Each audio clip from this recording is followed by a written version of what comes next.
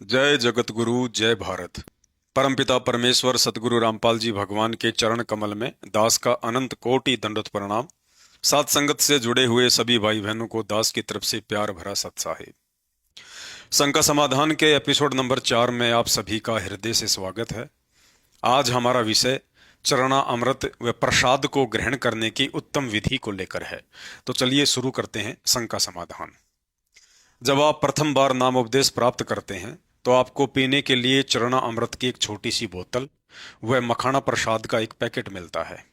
परंतु साध संगत से जुड़े हुए भाई बहनों को छोड़कर आज भी संत रामपाल जी भगवान की 90% संगत को इस बात की सही जानकारी नहीं है कि चरणा अमृत व प्रसाद कब और कैसे ग्रहण करना होता है।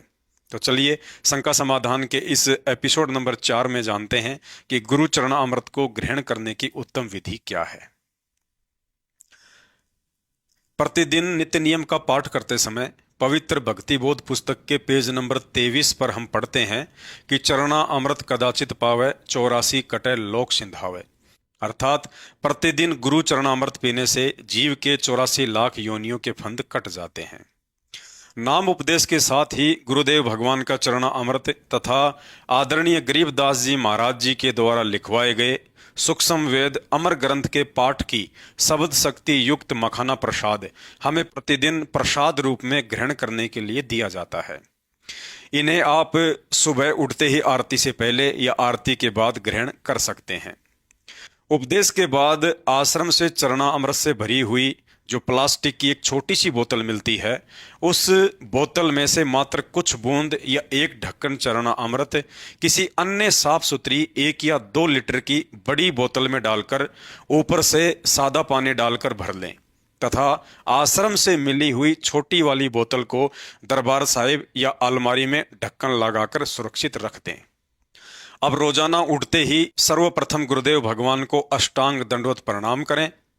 उसके बाद एक छोटा कप या गिलास लेकर चरणा अमृत की बड़ी वाली बोतल में से उसे आधा भर लें। अब उस कप या गिलास को दोनों हाथों से पकड़कर जमीन पर घुटनों के बल बैठ जाएं तथा गुरुदेव भगवान से यह प्रार्थना करते हुए कि हे परमपिता परमेश्वर, आपके चरणों का अमृतपान इस दास को यूं ही मिलता रहे। दास के अंतःकरण में विनम्रता व आधीनता प्रवेश करने की दया करें। इस तरह प्रार्थना करते हुए तथा अपने गुरुदेव भगवान को ही इष्ट रूप में मानकर चरणा अमृत के कप को होठों से लगाकर एक बार में ही पूरा ग्रहण कर लें। उसके बाद आपको प्रथम मंत्र या सतनाम जो भी मंत्र प्राप्त है उस मंत्र का इच्छा अनुसार घुटनों के बल बैठे बैठे ही 1 या 2 जाप करें। जाप करने के बाद खुली आंखों से सामने रखे हुए गुरुदेव भगवान के स्वरूप के दर्शन करते हुए अष्टांग दंडवत प्रणाम करें। अष्टांग दंडवत प्रणाम करने के बाद उस खाली कप या गिलास में थोड़ा सा सादा पानी डालकर फिर से हिलाकर ग्रहण कर लें तथा गिलास को स्वयं अपने हाथों से धोकर रख दें। उसके बाद मखाना प्रसाद के 2-4 दाने भी प्रसाद रूप में ग्रहण कर लें। लेकिन ध्यान रहे, चरणामृत व मखाना प्रसाद को कभी भी खड़े होकर ग्रहण ना करें। ऐसा करने से प्रसाद का अनादर होता है। भाई और बहनों, मखाना प्रसाद को आप जी दिन में तीनों समय की आरती के बाद में थोड़ा थोड़ा अवश्य लें, जबकि चरणा अमृत को केवल सुबह के समय ही लेना है। शंका नंबर 2, नाम उपदेश के बाद पीने के लिए गुरु चरणा अमृत क्यों दिया जाता है। नाम उपदेश के बाद साधक को सतगुरु का चरणा अमृत देने के पीछे का कारण है भगत के अंदर जाति धर्म कुल गोत्र पद प्रतिष्ठा या धन अभिमान जैसे हर प्रकार के अहंकार को खत्म करके उसे भक्ति के योग्य बनाना। जैसे मीराबाई को नाम दीक्षा देने से पहले कबीर परमेश्वर सतगुरु रामपाल जी भगवान ने दूसरा रूप भगत रविदास जी का बनाया और कुछ ही दूरी पर जाकर बैठ गए। जब मीराबाई उपदेश लेने के लिए आई तो परमात्मा ने कहा कि उधर भगत रविदास जी बैठे हैं, उनसे जाकर नाम दीक्षा ले लो। परमात्मा यह देखना चाहते थे यदि मीराबाई भक्ति योग्य आत्मा है तो जाति के अभिमान को त्याग कर रविदास जी से उपदेश प्राप्त कर लेगी, क्योंकि रविदास जी चमार जाति से थे और मीराबाई राजपूत जाति से थी, क्योंकि उस समय जाति पाति का समाज में बहुत ज्यादा प्रभाव था। उपदेश से पहले रविदास रूप में कबीर परमात्मा सतगुरु रामपाल जी भगवान ने कहा कि मीराबाई, सोच समझकर उपदेश लेना। मैं चमार जाति से हूं और आप ठाकुरों की लड़की हो। कल को समाज बहुत कुछ बातें सुनाएगा और यदि उपदेश लेने के बाद अपने गुरुजी के मन में जरा सा भी दोष उत्पन्न हो गया तो सारी भक्ति कमाई नष्ट हो जाती है। मीराबाई ने कहा कि आज से आप मेरे पिता और मैं आपकी बेटी। भाड़ में जाए समाज, मुझे आत्म कल्याण करवाना है।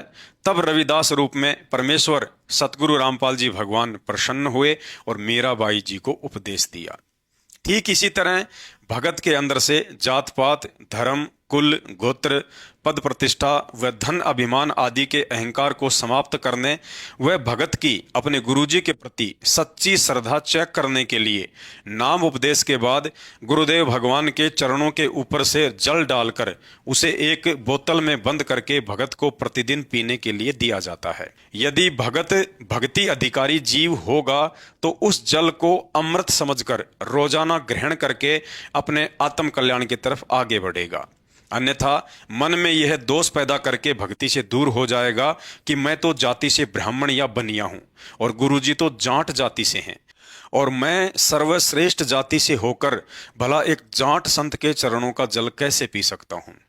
आदरणीय गरीबदास जी महाराज अपनी वाणी में कहते हैं, गुरु को मानुष जो जाने और करे चरणा अमृत को भी पान, ते नर नरक में जाएंगे युग युग बने समान। अर्थात गुरुजी को अपने जैसा सामान्य व्यक्ति या संत समझकर चरणा अमृत ग्रहण करने वाला भगत या भगतमती भक्ति करते करते भी मरने के उपरांत नरक में तथा उसके बाद कुत्ते की योनि प्राप्त करते हैं। अतः चरणा अमृत अवश्य लें, परंतु हृदय से अपने गुरुदेव को ही एकमात्र पूर्ण ब्रह्म कबीर परमात्मा स्वीकार करके कि इनके अलावा और दूसरा कोई कबीर भगवान नहीं है।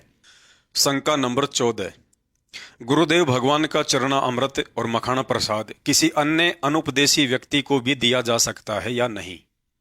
गुरुदेव भगवान के आदेश अनुसार प्रसाद और चरणामृत केवल उपदेशी भगत भाई बहन ही ग्रहण कर सकते हैं। अनुपदेशी को प्रसाद व चरणा अमृत नहीं देना है। एक समय की बात है, एक उपदेशी बहन ने अपने पड़ोसी के बच्चे को प्रसाद दे दिया। कुछ ही देर बाद बच्चा बेहोश होकर गिर गया, परंतु 10 मिनट के बाद पुनः होश में आ गया। आसपास के सभी लोग उस बहन को बुरा भला कहने लगे और साथ में गुरुदेव भगवान की भी निंदा करने लगे।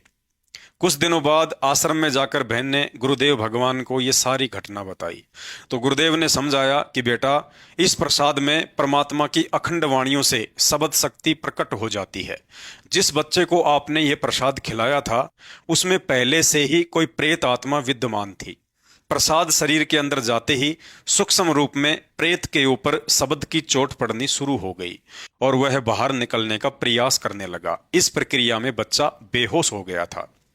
उस दिन के बाद से गुरुदेव भगवान ने सारी संगत को यह आदेश दिया कि प्रसाद और चरणा अमृत किसी भी अनुपदेशी व्यक्ति को नहीं देना है, अन्यथा आप भी मुसीबत में आ जाओगे और आपके गुरुदेव को भी लोग भला बुरा कहेंगे।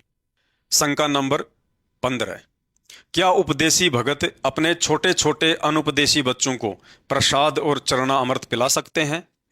ज्ञान आधार कहता है, यदि आप उपदेशी हैं और आपका बच्चा या बच्ची 3 वर्ष या उससे कम उम्र का है तो प्रसाद और चरणामृत पिला सकते हैं। जब बच्चा 3 वर्ष से ऊपर का हो जाए तो गुरु आदेश अनुसार उसे तुरंत ही उपदेश दिलवा कर ही चरणामृत और प्रसाद देना चाहिए। शंका नंबर 16, क्या उपदेशी माता पिता के छोटे छोटे अनुपदेशी बच्चे भी आरती और मंत्र जाप कर सकते हैं? गुरुदेव के भक्ति विधान अनुसार जब बच्चा 3 वर्ष का हो जाए तो उसे नाम उपदेश दिलवा देना चाहिए। यदि आपका बच्चा 3 वर्ष से कम उम्र का है तथा जब आप मंत्र जाप करते हैं और साथ में बच्चा भी बैठ जाता है या माता पिता की देखा देखी मंत्र बोलने लग जाता है तो ऐसे में माता पिता को दोष नहीं लगता है। लेकिन ध्यान रखें, माता पिता ने अपनी तरफ से बच्चों को मंत्र जाप करने के लिए नहीं कहना है। बच्चा स्वयं की मर्जी से जैसे भी करे उन्हें करने दें, परंतु बच्चा 3 वर्ष के ऊपर की उम्र का होते ही गुरुदेव भगवान से उसे नाम उपदेश अवश्य दिलवा देना चाहिए। ठीक इसी प्रकार उपदेशी माता पिता अपने 3 वर्ष या उससे कम उम्र के बच्चे को हाथ में रक्षा सूत्र व गले में लॉकेट भी पहना सकते हैं तथा चरणामृत और प्रसाद भी खिला सकते हैं।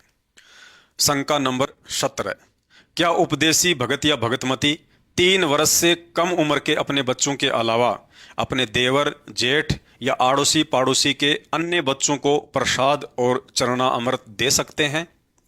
गुरुदेव भगवान के आदेश अनुसार भगत या भगतमती ने किसी भी अन्य अनउपदेशी के बच्चों को, चाहे छोटे हों या बड़े हों, किसी को भी मखाना प्रसाद और चरणा अमृत नहीं देना है।